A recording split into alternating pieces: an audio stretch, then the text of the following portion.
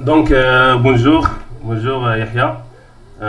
Aujourd'hui, on va Bonjour. passer un entretien de test pour tester vos compétences techniques dans Java et JavaScript avec les frameworks Spring et Spring Boot. Je D'accord. m'appelle Hussein Hamza, je suis ingénieur Java full stack. J'ai presque 5 ans d'expérience. Vous pouvez vous présenter s'il vous plaît. Bien sûr, d'abord, je tiens à vous remercier pour l'intérêt que vous avez porté à ma candidature et ça m'a fait plaisir de passer cet entretien avec vous. Alors, je m'appelle Yahya El j'ai 32 ans, je suis un ingénieur en Java Full Stack, j'ai 4 ans d'expérience et ça m'a fait plaisir de passer cet entretien avec vous. Vous travaillez avec quel langage, quel framework? Je travaille avec Java J2E Angular. Euh, Vous avez déjà travaillé avec Java 8? Oui, bien sûr. D'accord. La première question, c'est quoi la différence entre inner class et subclass? Une classe, c'est une classe interne. Et subclasse, c'est une sous-classe, ça veut dire une classe qui hérite d'une classe mère. Classe interne, c'est-à-dire une classe dans une Dans une autre autre classe. classe, bien sûr. Oui. Elles peuvent être publiques en même temps, les deux. Non, je pense la classe mère qui peut être publique, Qui portent le nom de fichier. bien sûr. D'accord. Tu connais, pour tester l'égalité des objets, on utilise quoi? Pour tester l'égalité des objets, on utilise equals. Parce que Equals. soit equals, soit les opérateurs. Les opérateurs égal égal, ils permettent juste de tester les références des objets ou bien mais equals elle permet de tester les valeurs, Le contenu des objets. les contenus des objets. Est-ce que equals peut tester les primitives? Bien sûr. Est-ce qu'on peut mettre un primitive point equals entre parenthèses Equals, non, non. Equals, il utilise juste avec les objets. avec les objets, oui. Oui. Donc égal égal, c'est un opérateur. C'est pour tester les primitives et les références de méthode. Oui. La référence des Equals objets. pour tester les contenus d'objets. Ça marche. Tu connais overloading et overriding. Oui. En bref, c'est quoi la différence? Overloading, ça veut dire que vous avez une méthode, deux ou plusieurs méthodes qui portent le même nom, mais avec des paramètres différents. Au type de return? Peu importe. Euh, Bien sûr, lorsqu'on parle de paramètres, soit les paramètres d'entrée, soit le type de retour. C'est-à-dire ils ont la signature différente. Elles ont une signature différente, La, mais ques- la portent le ques- même nom. la question c'est le type de return. Elle entre dans la signature ou non? Elles entrent dans la signature. Je C'est, pense, c'est- je, c'est- je pense non, overloading. Les conditions c'est d'avoir le même nom de la méthode et des paramètres différents. Soit l'ordre, soit le type. Mais le type de return, il n'est pas elles entré en n'entrent jeu. pas dans la signature. Oui. Non, D'accord. il n'est pas entré dans overloading, Dans les règles, dans les dans règles les règles d'overloading. d'overloading. Mais D'accord. le type de return, est-ce qu'il est entré dans la signature? Je ne sais pas, à vérifier. D'accord. Overriding, Overriding, ça veut dire une méthode, la redéfinition, ce qu'on appelle la redéfinition d'une méthode. Une méthode qui peut avoir le même nom de la méthode et les mêmes paramètres. Euh, on fait le overriding entre une classe et une sous-classe. en appliquant héritage. Un C'est héritage, quoi voilà. les règles d'overriding? Les règles à respecter pour redéfinir une méthode dans une sous-classe. À condition de la méthode d'être pas finale, on peut le redéfinir. Oui, on ne peut pas redéfinir une méthode finale, Mais les règles de overriding, c'est-à-dire on doit avoir le même nom de la méthode, les mêmes paramètres, le même type de return. Le fait de redéfinir cette méthode, elle peut prendre ses règles automatiquement. Oui, elle respecte les règles de la méthode de la classe parent. Bien sûr.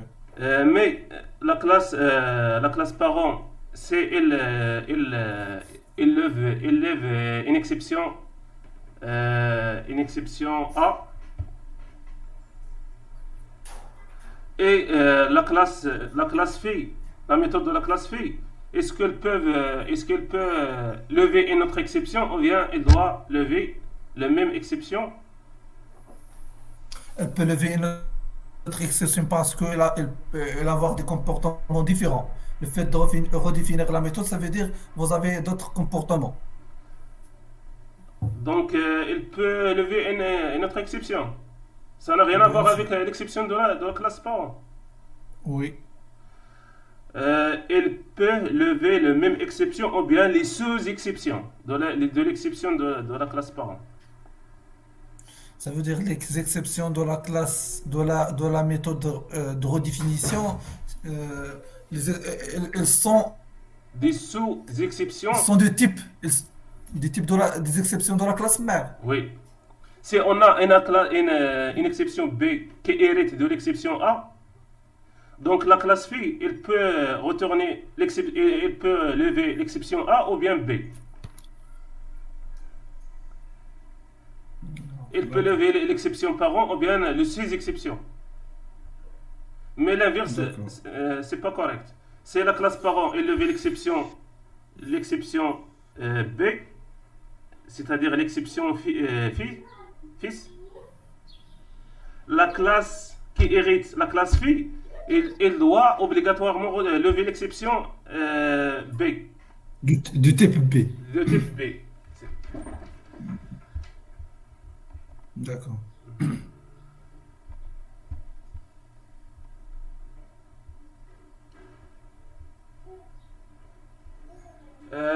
C'est quoi les collections en Java en général, avec les types de collections en bref? On a trois types de collections, liste, set et map. Les listes, elles peuvent avoir n'importe quel nombre de valeurs nulles. Elles, euh, elles autorisent les doublons.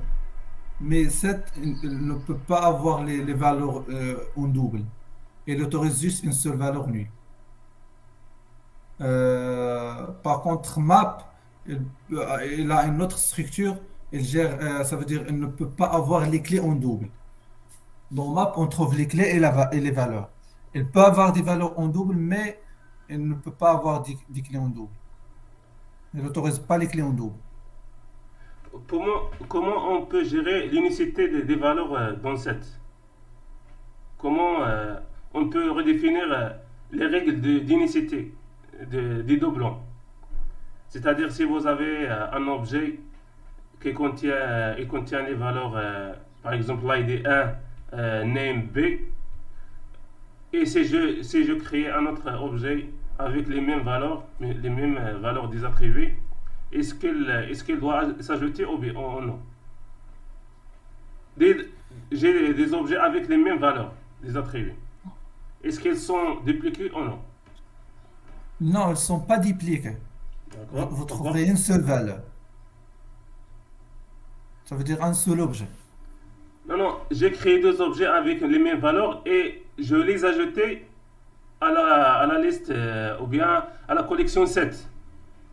Oui. Quand je mettrai liste ou bien 7.size, est-ce que j'aurai Oui. deux ou bien un? Ce que je connaissais, c'est liste et n'autorise pas les doublons. Ça veut dire elle peut 7. prendre 7. Elle n'autorise pas les doublons. Ça veut dire elle peut prendre ces objets comme étant le même. On va voir ça dans la pratique, dans live coding. D'accord. Quoi d'autre? Quoi d'autre? Quoi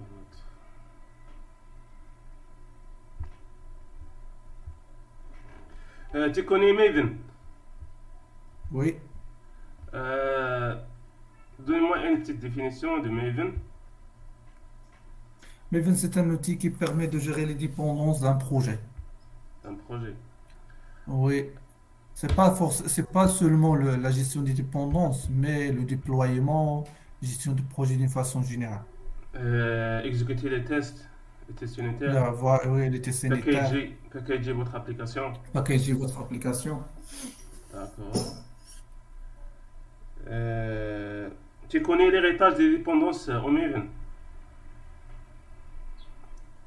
L'héritage des dépendances? Au Maven.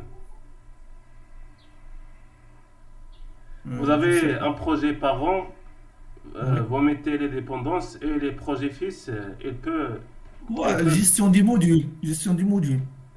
du module. Tu crées les projets fils sous forme du module. Et dans le projet parent, tu définis ça dans le fichier de .xml.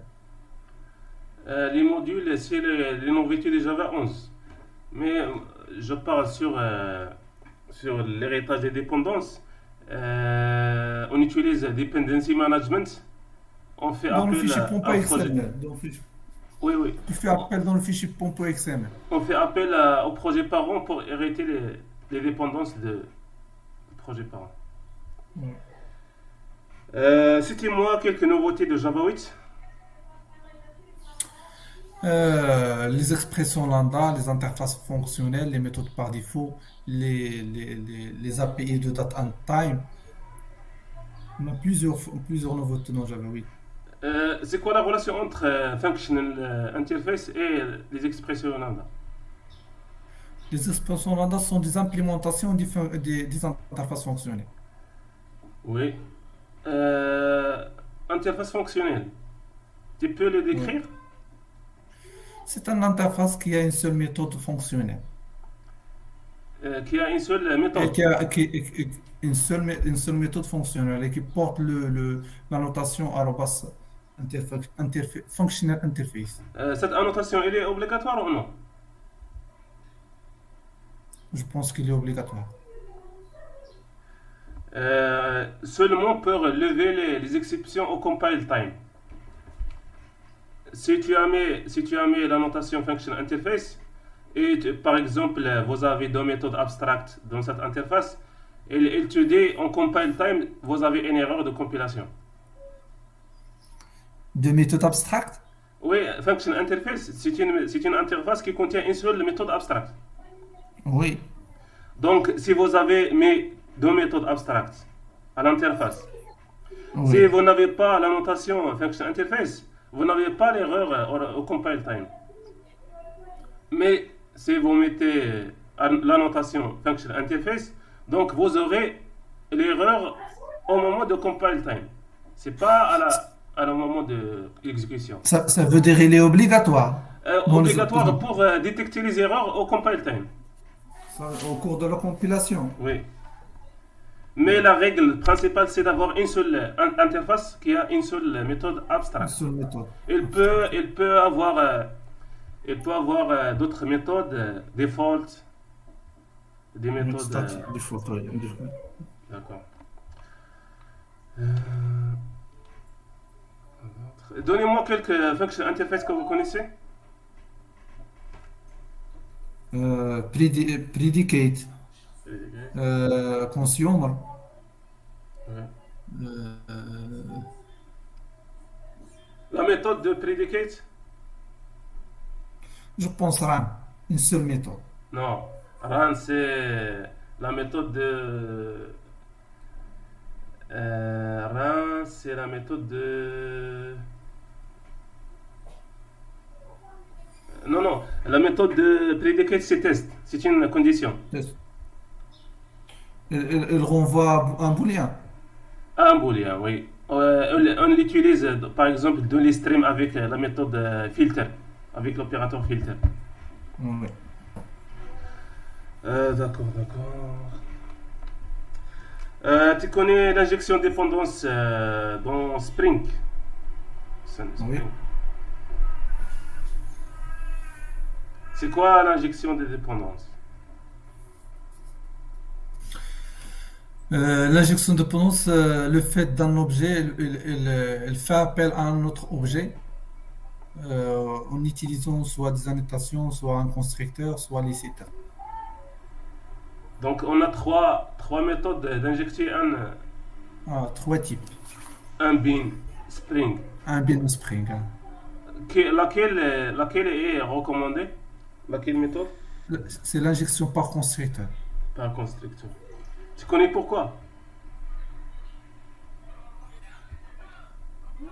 Je ne sais pas exactement. Je Donc, pense que le constructeur, c'est le premier qui va être exécuté. moi aussi, je connais pas la raison. Donc, la meilleure, c'est par constructeur. Ouais. Donc,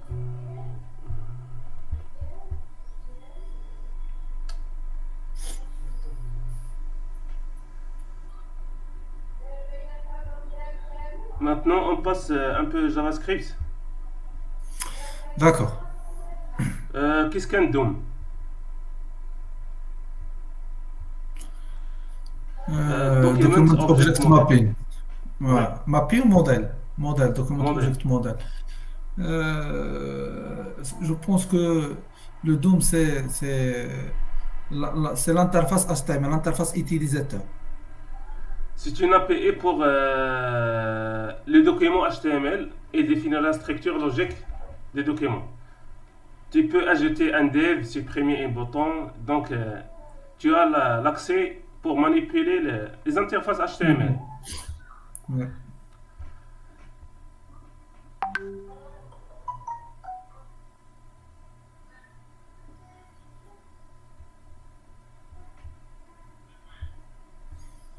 Donc, pour ajouter des éléments au tableau, ou bien supprimer des éléments au tableau en JavaScript, on utilise quoi?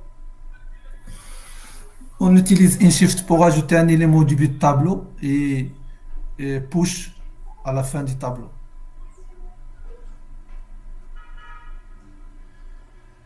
Et pour la suppression? Shift et pop. Shift, c'est pour supprimer le premier élément d'un tableau et pop pour supprimer le dernier élément d'un tableau. Tu peux citer quelques méthodes de tableau, d'autres méthodes? Bien sûr. Length, euh, join, map, filter, reduce. Oui. Pour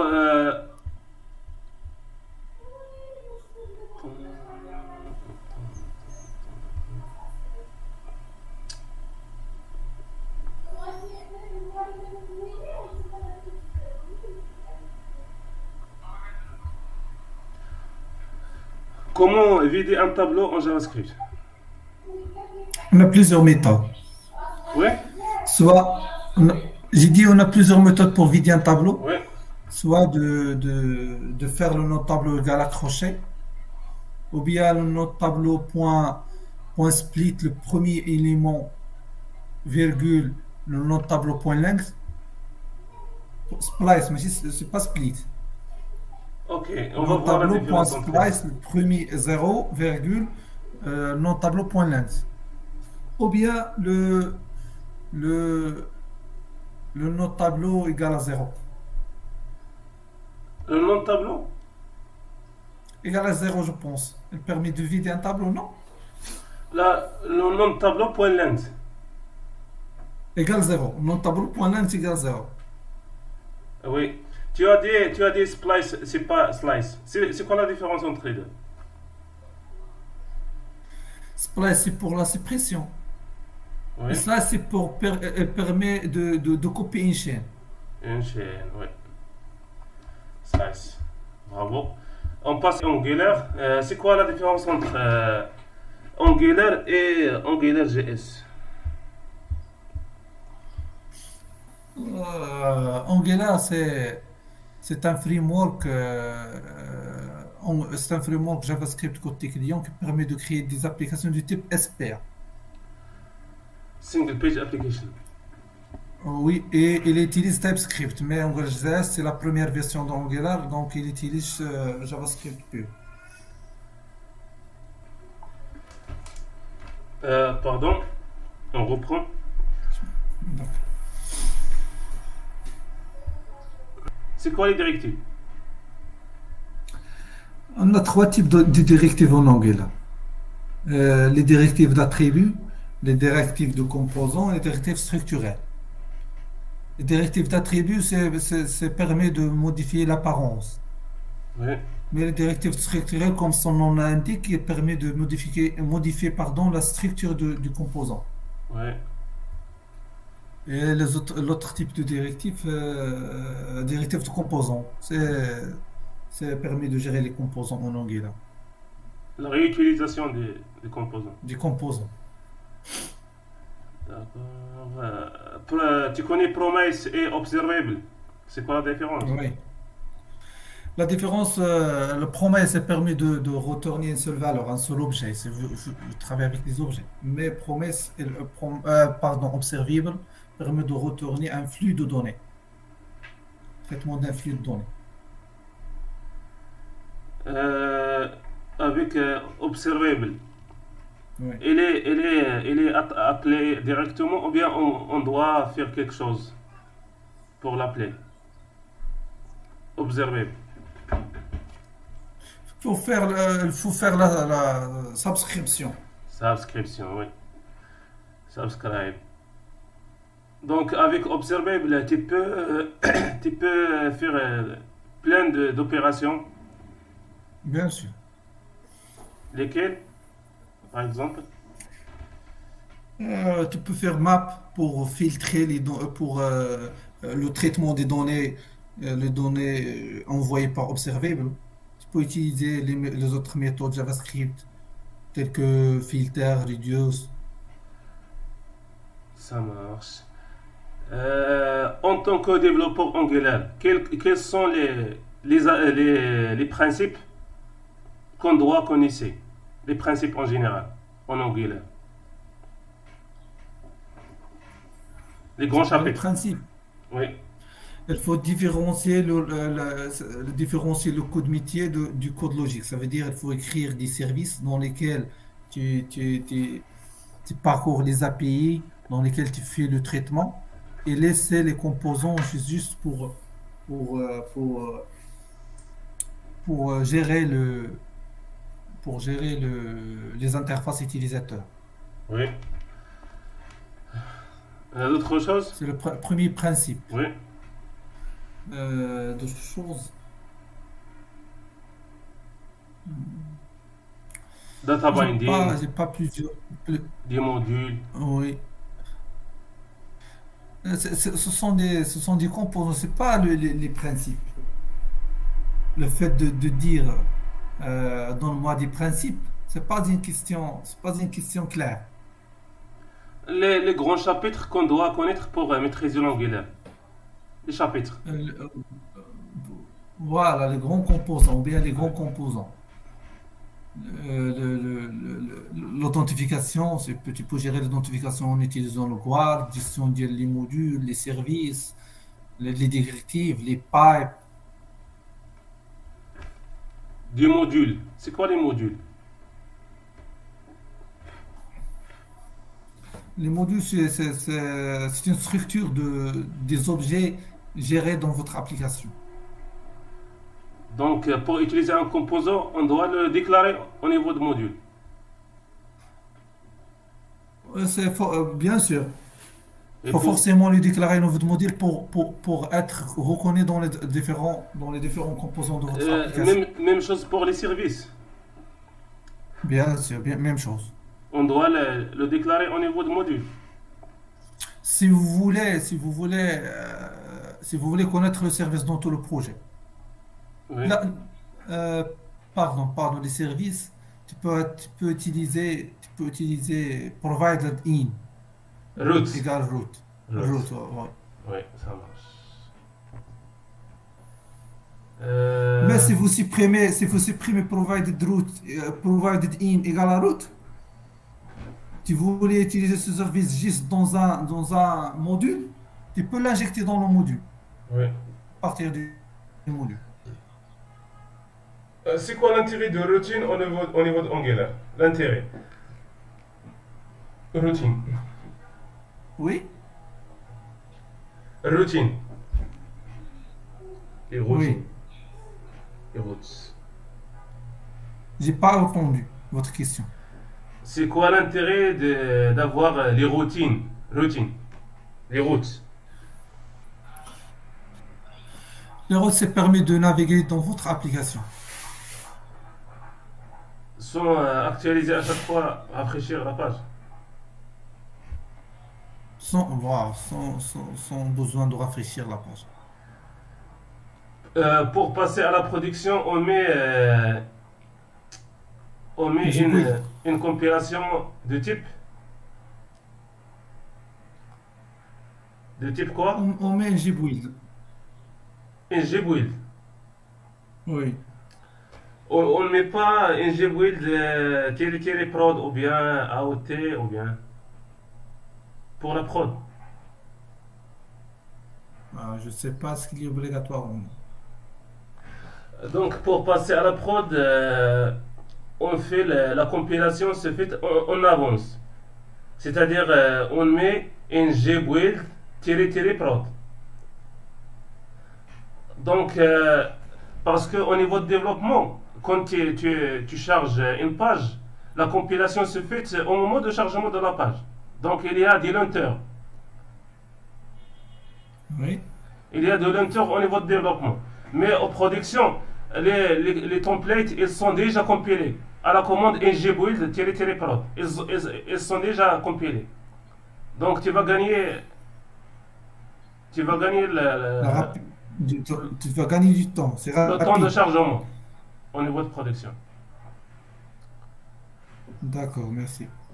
Maintenant, on passe au Git. Avant de parler sur le Git, c'est quoi le Git? C'est un outil de gestion de versionning. Gestion de versionning. C'est-à-dire que vous avez l'historique des changements. Vous avez l'historique de toutes les commandes qui sont et de toutes les commits que vous avez portés sur votre projet. Et on a aussi la notion des branches pour isoler le travail de chacun dans l'équipe. Tu connais comment merger une branche dans une autre branche? Euh, je sais pas, je sais pas. Pour Une merger branche une dans une branche, autre branche. on a deux commandes. Pour merger une branche dans une autre branche. Merger. C'est-à-dire git C'est merge. Git commit, je pense. Non, non, git merge. Git merge. Git merge ou bien git rebase. D'accord. Pour merger une branche J'ai pas A, travaillé avec Git. J'ai pas travaillé avec. Oui. pour merger une branche A Dans le dans une. projet dans lequel je travaille, on travaille avec SVN. C'est pour ça que Ça marche. je connais pas beaucoup les commandes Git. Ça marche, ça marche. Donc, on a fait un tour les questions techniques. Donc, tu peux partager votre écran. On fait un live coding de 10 minutes.